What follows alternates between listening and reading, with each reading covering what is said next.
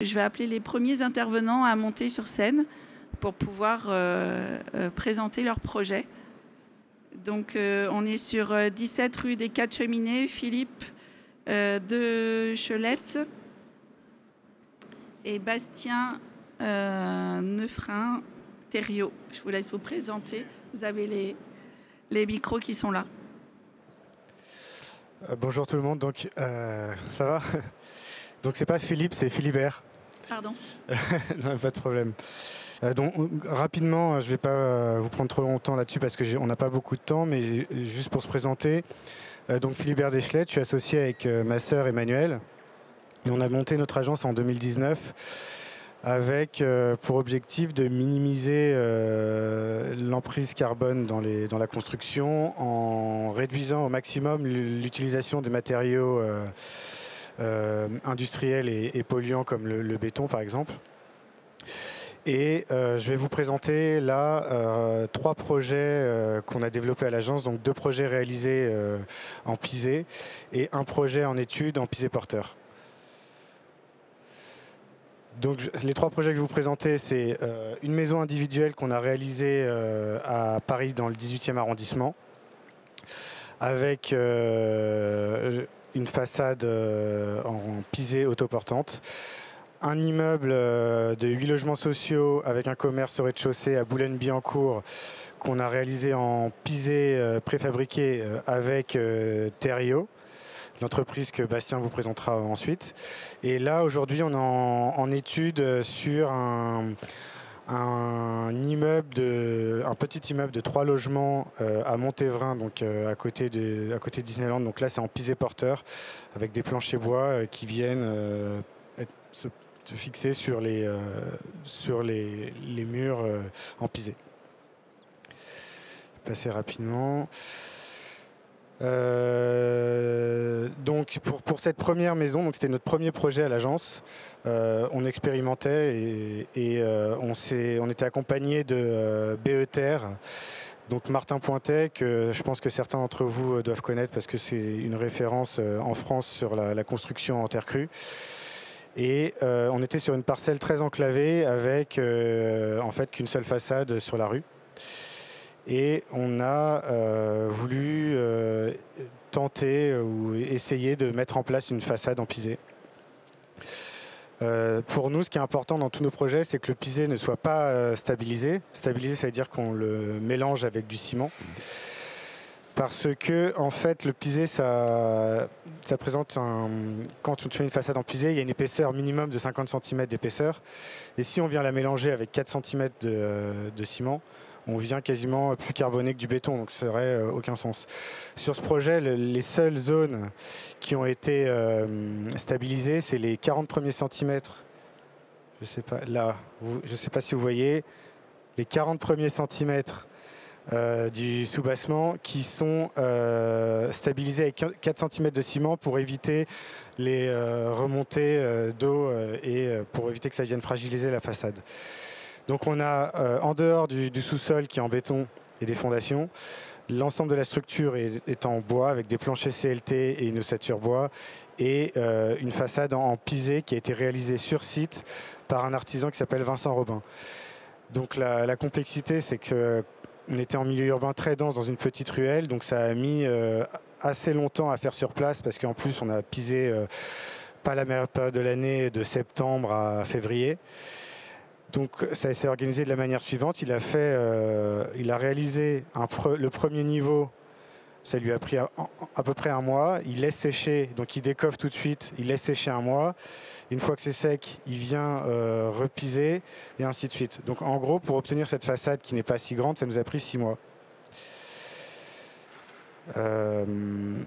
Rapidement, là, quelques photos du chantier où on les voit en train de piser.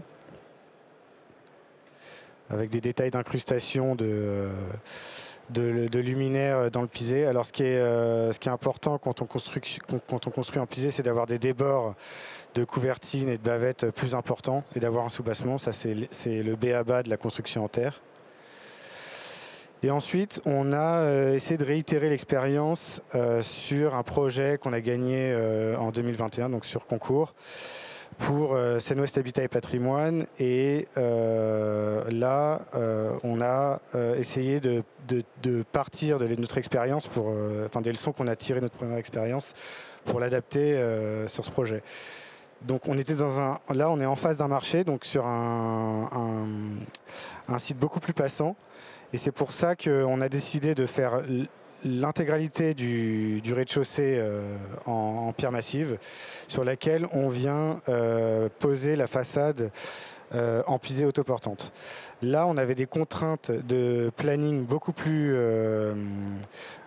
importantes. On n'avait pas le temps de prendre 6 mois pour faire la façade. Donc on a été accompagné de Bastien, de l'entreprise Thériault, qui nous a permis de développer une façade en pisé préfabriqué. Donc c'est des blocs, je ne sais plus si j'ai mis... Voilà. Donc ça, c'est là, à gauche, sur votre gauche, c'est le dessin développé par Thériault. Donc ça nous a permis de créer un calpinage avec, de mémoire, 6 blocs différents qui sont réalisés en atelier et qui sont séchés sur place. Donc ça nous permet un gain de temps considérable, puisqu'on vient, nous on avance le chantier, c'est séché à côté, et une fois qu'on vient les poser sur site, je crois que de mémoire ça nous avait pris 3 semaines. Les blocs sont fixés entre eux par un mortier bâtard chaud au ciment, même si après discussion avec Bastien, on aurait pu faire un mortier sans ciment, mais c'était, je pense qu'il va vous en parler ensuite. Donc là, quelques photos également du chantier. Donc les blocs sont acheminés sur site et après ils sont posés directement sur le site. Donc là, on était sur une structure en bois aussi et les façades viennent se fixer. Donc la façade est autoportante, elle vient se fixer sur les nez de dalle en CLT. Voilà, je vais te laisser te présenter. Merci. Bonjour. Du coup, moi, je suis Bastien, je suis le cofondateur de Thériault. Thériault, on est une société spécialisée en terre crue, plus spécifiquement en pisé préfabriqué, et on a pour volonté d'essayer de remettre la terre crue au cœur de la construction moderne. Pour ça, on va travailler sur 3 axes. Le premier, c'est qu'on aide les concepteurs dès le départ de leur projet, dès la naissance du projet, à faire les bons choix et à faire en sorte que techniquement ce soit possible. Ensuite, on maîtrise le matériau terre, le sourcing, la fabrication, etc. Et on essaie de faire des éléments de pisé préfabriqués qui sont presque prêts à l'emploi. La dernière chose, le dernier axe, c'est qu'on va aider des entreprises de gros œuvres habituelles, des maçons. Il y a 500 000 entreprises de maçonnerie en France. Donc on se base sur un savoir-faire qui est existant pour les aider à faire de la terre crue. Pour ça, ça nous nécessite environ 2 demi-journées par maçon. Donc on fait comme ça pour essayer de remettre la terre crue au cœur de la construction moderne. Donc aujourd'hui, je ne suis pas venu pour vous expliquer que le pisé, c'est le matériau le plus fantastique qui soit, c'est le matériau le plus vertueux, le matériau le plus confortable, et en plus de ça, c'est très beau, parce que tout ça, vous le savez déjà. Je suis venu pour essayer de répondre à des questions de réassurance plutôt, et vous expliquer, est-ce que c'est un matériau qui est durable dans le temps? Est-ce que c'est un matériau qui est adapté au tissu urbain? Est-ce que c'est un matériau qui est adapté à la construction moderne? Donc pour ça, quoi de mieux que de parler de cette belle façade de Philibert, des 4 cheminées, et de répondre à une question qui brûle un peu les lèvres de tout le monde, c'est est-ce que cette façade, elle résistera au temps? Oui, cette façade, elle résistera au temps, elle résistera aux intempéries. Ce n'est pas une problématique. Pourquoi? Pour plusieurs raisons. La première, c'est que c'est un matériau qui est extrêmement dense. C'est un matériau qui a une densité de l'ordre de 2200 kg du mètre cube, ce qui est très proche du béton. C'est le fait qu'il soit dense, en fait, ça permet d'avoir un matériau qui est très fermé. Et donc une eau qui ruisselle dedans ne va pas s'imprégner à l'intérieur du matériau. Donc ça, c'est la première réponse vis-à-vis de l'eau. Il reste quand même quelque chose, c'est que sur les bords du coffrage, la terre, elle est très légèrement moins compactée. Et donc on dit poétiquement qu'il y a la fleur de pisé qui se trouve en surface du mur qui, elle, va se délaver sur les 2 premières années. Et donc ça va juste rendre la façade un petit peu plus homogène, avec une matérialité plus uniforme. Et ensuite, il y a une érosion légère qui va se faire, mais sur des dizaines d'années.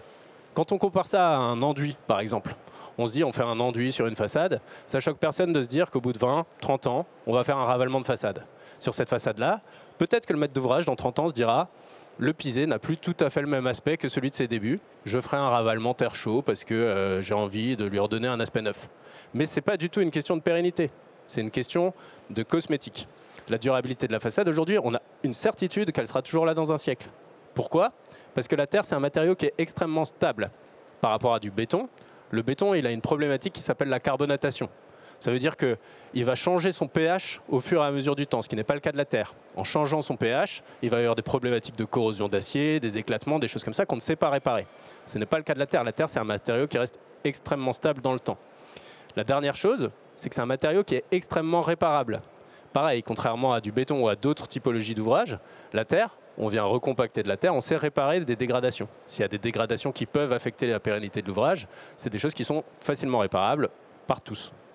Donc, oui, c'est un matériau qui est durable et qui va rester durable dans le temps. Ça me permet de faire une bonne transition sur la suite, sur est-ce que c'est un matériau qui est adapté au tissu urbain, et de continuer à parler un petit peu de durabilité, en prenant l'exemple de la ville de Lyon. Je me suis basé un petit peu sur la thèse qui est sortie de M. Mille, qui a été publiée chez Topophile, que vous pourrez lire, qui est hyper intéressante. Et donc, l'exemple de la ville de Lyon, c'est qu'on a des bâtiments qui datent du 15e siècle au 19e siècle, qui sont encore debout dans la métropole de Lyon. Il y a 750 bâtiments référencés encore dans la ville. Il y en a certainement beaucoup plus, mais en tout cas, c'est ceux dans lesquels la terre est avérée. Moi, personnellement, je vis dans l'un d'entre eux, qui, je pense, ne fait pas partie des 750. Il n'était pas dans la thèse, malheureusement. Mais je suis dans une maison qui a un R+2 porteur qui date de 1860. Donc, ça répond un petit peu à la question de est-ce que le pisé tient dans le temps. Et l'autre question, c'est est-ce qu'il est adapté au tissu urbain? Oui. On a tendance à imaginer le pisé et la terre crue comme des bâtiments ruraux ou des bâtiments sommaires. On voit des bâtiments sommaires en Afrique, on voit des bâtiments ruraux dans la région Auvergne-Rhône-Alpes. Dans la région lyonnaise, on a des bâtiments qui ont des façades autoporteuses de 25 mètres de hauteur. Donc des R+6 avec des pas d'étage de 4 mètres entre chaque étage. Donc des choses qui sont quand même considérables avec de l'élévation, du coup avec de la densification urbaine. On a également des bâtiments dans lesquels ces murs pisés sont uniquement des murs de refend avec une mixité de matériaux. Parce que les anciens, contrairement à ce qu'on a tendance à dire, ne faisaient pas que du pisé porteur. Ils faisaient du pisé porteur lorsque c'était des bâtiments qui étaient adaptés à ça, c'est-à-dire des petits bâtiments de bas étage sans discrimination. Mais voilà, et donc ils faisaient de la mixité de matériaux, comme ce qu'on souhaite faire finalement dans des étages élevés. Donc ça, c'est un exemple assez typique, c'est le 1 place de la Croix-Rousse. C'est un bâtiment dont les gens qui vivent dedans ne savent peut-être même pas que c'est du pisé, mais c'est un bâtiment qui est en terre. Donc voilà pour la ville de Lyon. On pense que dans le temps, du coup, c'était déjà un matériau qui était adapté au tissu urbain, mais aujourd'hui, on pense que ça l'est encore plus. Il y a l'exemple de Philibert Deschelettes et des 4 cheminées à Boulogne, qui est un bâtiment qui a été fait en ville avec des contraintes de construction moderne. Là, il y a un deuxième bâtiment en milieu urbain qui est en train de prendre vie à la Part-Dieu, dans le quartier lyonnais de la Part-Dieu. C'est un bâtiment qui démarre en chantier, donc qui sera terminé d'ici 15 mois, je pense. Et qui est fait par Maud Cobet Architecte. Je ne sais pas si elle est dans la salle ou pas. Si, je l'ai vu se lever là-bas, voilà, bonjour. Et donc voilà, donc pour nous, le pisé, il est durable, oui, il a de l'avenir, et il a de l'avenir aussi dans le milieu urbain. Mais maintenant, la dernière question, c'est est-ce que c'est un matériau qui est adapté à la construction moderne? À la base, le pisé, non, ce n'est pas un matériau qui est adapté à la construction moderne. Pour moi, c'est une des raisons principales pour lesquelles il a disparu. Ce n'est pas parce qu'il est sensible à l'eau, ce n'est pas parce que c'est de la terre, c'est parce qu'il a des contraintes chantier qui sont extraordinairement contraignante. C'est ce que disait Philibert. Ils ont mis 6 mois pour faire une façade qui est de relativement petite taille. En fait, les problématiques, c'est ça. On a des cadences de pose qui sont de l'ordre de 1 mètre carré par jour par personne quand on fait du pisé in situ. C'est quelque chose qui est assez pénible et du coup, ça prend du temps. On a des cadences on a une capacité de création, enfin bref, on peut travailler globalement du mois d'avril au mois d'octobre facilement. Le reste de l'année, c'est beaucoup plus compliqué pour du pisé traditionnel. Il y a également une autre contrainte, c'est le séchage d'1 mois entre chaque niveau. Tout ça, ce n'est pas du tout adapté à la construction moderne. On peut dire un petit peu ce qu'on veut, mais quand on travaille pour des institutionnels, ils ont des plannings qui sont extrêmement serrés, et donc on ne peut pas se permettre de venir faire ça. Donc ça resterait dans un cadre de projet qui est très particulier. Il y a une réponse à tout ça. Aujourd'hui, notre philosophie, c'est de dire on fait de la préfabrication pour s'affranchir de ces contraintes de chantier. Premièrement, de la pénibilité, certes, de la fabrication du pisé, mais aussi pour avoir des vitesses de pose qui sont plus conséquentes. On peut poser une quinzaine de blocs par jour. Donc une quinzaine de blocs par jour sur des blocs qui font 2 mètres carrés, ça fait des cadences par jour qui sont de plus de 30 mètres carrés, ce qui n'est pas négligeable et du coup qui correspond à des contraintes de planning actuelles. On a la possibilité aussi de devoir anticiper les contraintes de séchage et donc de poser des éléments sans avoir à attendre 1 mois entre chaque niveau, et donc de respecter finalement le planning de l'opération. Et surtout, en ayant fait des éléments préfabriqués, on a la possibilité de faire travailler des entreprises de grosses œuvres et de se dire on va faire qu'une seule partie de notre projet en terre sans avoir besoin de faire un lot complexe et de trouver des artisans spécialisés, etc. Parce que finalement, c'est poser des éléments lourds et les maçonner à la grue. La contrainte, c'est que le soir, ils doivent les protéger, ils doivent prendre un peu plus de soin qu'avec du béton. Mais donc oui, le pisé aujourd'hui est adapté à la construction moderne. Donc voilà, la philosophie qu'on a, je ne vais pas parler du coût, parce que tu m'as dit il faut qu'on parle du coût. Le coût. Je pense qu'on va nous poser la question. Le coût, 2 minutes, c'est super, 2 minutes, je suis large. Donc, le coût, aujourd'hui, nous, du pisé préfa, ça sort à partir de 500-550 € du mètre carré, fourni posé. C'est composé à moitié de fabrication, à moitié de pose du maçon. Donc, en fait, en augmentant progressivement le volume, enfin la quantité de pisé, il va y avoir deux impacts. Le premier, c'est que nous, on va avoir des capacités productives qui vont augmenter et du coup, intrinsèquement, on va pouvoir faire baisser le prix de fabrication de ce qu'on fait. Et il y a aussi les maçons. Les maçons, ils vont s'habituer à faire. Il y a une grosse problématique sur la méthode de pose. Des maçons, aujourd'hui, ils n'en ont jamais fait. Donc même si on les accompagne et qu'on les forme, eh ben, ils apprennent et donc ils sont conservateurs sur leur prix. Et donc petit à petit, en ayant l'habitude de le faire, en faisant de plus en plus avec des choses simples, ils auront la capacité d'améliorer leur méthode de pose et de faire diminuer ses coûts. Donc même le prix, à un moment donné, pour nous, il est clair que ce prix deviendra possible d'une façon plus simple qu'aujourd'hui. Parce qu'aujourd'hui, c'est un prix qui est cher dans le monde de la construction. Et donc, c'est pour ça qu'on le voit aussi plus en façade, qu'on le voit plus sur des matériaux emblématiques à l'intérieur des bâtiments, etc. Parce que vu que c'est un matériau qui est cher, c'est là où les maîtres d'ouvrage sont prêts à mettre de l'argent. Donc notre philosophie, et c'est la fin, c'est d'y aller par des éléments qui sont simples et réplicables. Il vaut mieux se dire, dans mes projets, je fais 2-3 éléments en terre, mais simples, et le répliquer dans chacun de ces projets, se dire, ben, moi je veux faire de la terre, ben, j'en fais dans tous mes projets, mais j'en fais un petit peu, et c'est facile, plutôt que se dire, je vais faire des projets emblématiques qui vont mettre 5 ans à sortir, avec des efforts qui sont colossaux, et finalement, eh ben, ça va être compliqué et ça ne va pas sortir. Donc faites du projet, faites du pisé, petit à petit, de façon simple, dans tous vos projets, et là, ce sera génial. Merci beaucoup. Génial, merci. On peut les applaudir. Est-ce que vous avez des questions dans le public? Si vous avez des questions, vous avez 5 minutes. Et j'ai oublié de préciser que si vous voulez des traductions, il y a des casques qui sont disponibles. Et tout à l'heure, il y aura une intervention en anglais. Donc, si vous avez besoin de casques, n'hésitez pas à aller au fond de la salle chercher les casques. Hello. Thank you very much. Very interesting. I'm from the Mettez US. le micro sur le menton.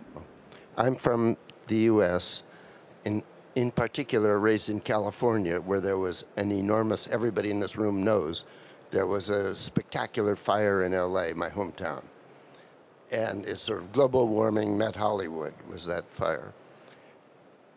Can buildings with this structure, because they have wood behind the adobe, apparently, can they withstand fires that the wind that hit the buildings in LA was blowing in places, many places, at 160 kilometers an hour as it was pushing the fire. It was like a blowtorch. Can your building, this is not a challenge, it's a real question, withstand that kind of fire? The earth have very good properties in fire-resistant properties. For example, in Germany, there was a try for 90 minutes of fire test, but we never test at 4 hours, for example, but it's possible for the earth. The wood is not the same, but earth have good properties. It's non-inflammable. Uninflammable. Bonjour, j'avais une petite question sur le positionnement du pisé et simplement savoir pourquoi le mettre sur le côté extérieur plutôt que le côté intérieur que j'imagine qui a été doublé par un isolant. Alors, je réfléchis en même temps. D'abord, donc pourquoi l'avoir mis à l'extérieur? Parce qu'on avait envie un peu de que ce soit de le montrer. On a envie que il y a aussi un aspect un peu politique. Parce que si on là, ce qui était spécialement à Boulogne, parce qu'on était sur une place de marché, c'était assez dingue de voir que tous les passants s'arrêtaient pour voir ce que c'était et me posaient la question, qu'est-ce que c'est que ce matériau? Donc il y a aussi un aspect un peu politique et de montrer que c'est faisable. Et puis, dans la maison, c'est pas doublé. Parce qu'on est avec un particulier, donc c'était plus facile. Et là, à Boulogne, notre bureau d'études a préféré mettre ceinture et bretelles et nous a imposé un doublage en laine de bois. Mais c'est vrai qu'on aurait aimé s'en passer aussi, pour avoir l'aspect des deux côtés. Je ne sais pas si ça répond à votre question. Je peux compléter un petit peu aussi. Hein. On demande à la Terre de respecter toutes ses caractéristiques. La Terre, c'est sûr, c'est génial à l'intérieur, ça apporte de l'inertie. C'est super. Mais en fait, on a un matériau recyclable en façade. Quand on fait de l'acier cartane en façade, tout le monde s'en fout, se dit pas l'acier il n'est pas porteur, l'acier il est conducteur mais on l'utilise pas pour ça. En fait, c'est un acier, il est décoratif et puis voilà, tout le monde s'en fiche. La terre, on a un matériau qui est recyclable, qui n'a pas de pression sur la ressource naturelle. Là, il n'est pas utilisé dans toutes ses caractéristiques, certes, mais il n'empêche que c'est pas pour ça que c'est pas bien. Et donc, de vouloir être trop puriste à se dire la Terre, certes, ça a de l'inertie, du coup, il faut absolument le mettre à l'intérieur, c'est contre-productif pour le développement de la Terre. Pourquoi? Parce qu'aujourd'hui, à 600 € du mètre carré, personne ne veut le mettre d'une façon cachée uniquement pour le confort, parce qu'ils ne veulent pas dépenser ça. C'est pas vrai quand on construit sa maison, parce qu'on est un particulier et qu'on pense les choses différemment. Mais chez les institutionnels, malheureusement, c'est comme ça que ça marche. Et donc, le développement de la Terre passe pour l'instant par des choses qui sont visibles, parce que c'est un matériau qui est cher. Et donc, quand on ne sera pas cher, on pourra faire des constructions, quand on sera à 200 € du mètre carré, on pourra essayer de faire des constructions où on met le matériau pour ses valeurs de confort et d'apport. Voilà. Dernière question, parce qu'après, on sera hors timing. Bonjour, il y aura plusieurs questions du coup, mais je vais commencer avec celle de ma voisine, qui est est-ce qu'on peut utiliser la terre de site pour faire ces briques de terre? Enfin, quel type de terre on peut utiliser? Première question. Deuxième question, à quelle hauteur on peut monter avec ce procédé? Est-ce qu'on est en façade autoporteuse ou on a besoin d'un complément structurel intérieur? Et la dernière question, c'était quoi? Quelle épaisseur et s'il y a besoin des latex ou pas? Alors, rapidement, aux 3 questions, après tu complètes. Alors, il faut que je me souvienne. La première question, c'était... C'était quoi? Est-ce que la terre de... Ah oui, la terre de site. Alors, on avait voulu le faire pour notre projet dans le 18e. Il y avait plusieurs choses. Il fallait la dépolluer et il fallait réaliser des tests qui avaient un coût que notre maîtrise d'ouvrage n'était pas prêt à payer. Donc, c'est souvent ça qui est un peu compliqué. La deuxième question, c'était... Juste sur cette question-là, vous avez sur le stand des géos et biosourcés la filière terre. Donc, je vous invite à aller les voir sur la qualification de la terre. Tu veux compléter sur ça? Et vous avez les règles pro. Monter en hauteur. Ah oui. Je reprends juste sur la terre. Sur la terre de site, en fait, c'est un truc qui est génial, c'est quand on peut le faire. C'est juste que c'est pareil, ça rajoute des contraintes qui sont extrêmement difficiles pour un maître d'ouvrage. Il faut anticiper au moment du permis de construire, si c'est des choses qui sont visibles, la qualité de la terre de site pour savoir si on va pouvoir construire. Et du coup, c'est rare qu'au moment de la réalisation de l'esquisse, on soit capable de dire que la terre de site, elle fonctionne. Nous, notre parti pris, c'est de se dire, on va récupérer des terres de site, certes, ou des terres de déchets, pour fabriquer les chantiers suivants, mais pas le même chantier parce que ça enlève cette contrainte-là pour le chantier. Voilà. Et pour la hauteur, en fait, ça dépend des centres de charge, ça dépend des zones sismiques, ça dépend de comment est conçu le bâtiment. Il n'y a pas de réponse toute faite. C'est pareil pour l'épaisseur. C'est comme c'est un matériau à dimensionner, quoi. Et donc, il n'y a malheureusement pas de réponse toute faite. Et moi, je voudrais juste préciser une chose. Quand vous avez parlé prix, en fait, dans nos matériaux biosourcés, la première question, c'est les prix. Et en fait, on voit le prix d'achat, mais souvent pas le prix global. Et moi, j'aimerais qu'on puisse avoir des études sur les prix globaux, avec les économies de chauffage et de climatisation qu'on fait, et le confort d'été qu'on peut avoir avec nos matériaux. Voilà, je pense qu'on va s'arrêter là, parce qu'après, on dépasse déjà. Merci beaucoup, je vous propose de les applaudir, ils sont vraiment super. Merci beaucoup.